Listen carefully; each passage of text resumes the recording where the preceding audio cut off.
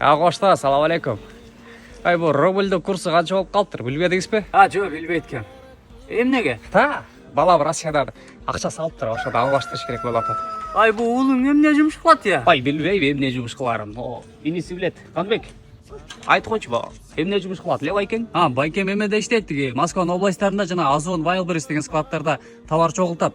Өткөндө сүйлөшкөндө ал жерге да жумушчулар керек деп аткан, өтө көп адам алабыз деп аткан.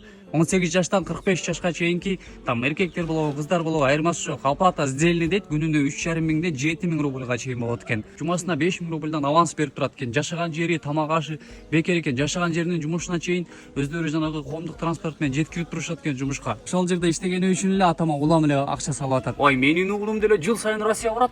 Такыр иштегенинен дайын жок. Же акча салбайт. Ай, ошо сенин балаң жанына жумушка кош десең болот. Ата, Гел балам, не болду? Жана ошнага ата туура эмес айтып койдуңуз го. Жыл сайын Россияга барат, акча салбайт, тиги болду деп.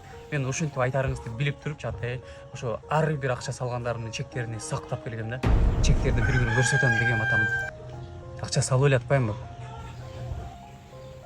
Чындыкты айтса ушинтип эле маанайыңыз түшүп калат да. Ойлонуп көрсө, мен силерди 20 жылдан бери багып келе аткан чектеримди сактап атырмын. Ата, мени кечириңизчи.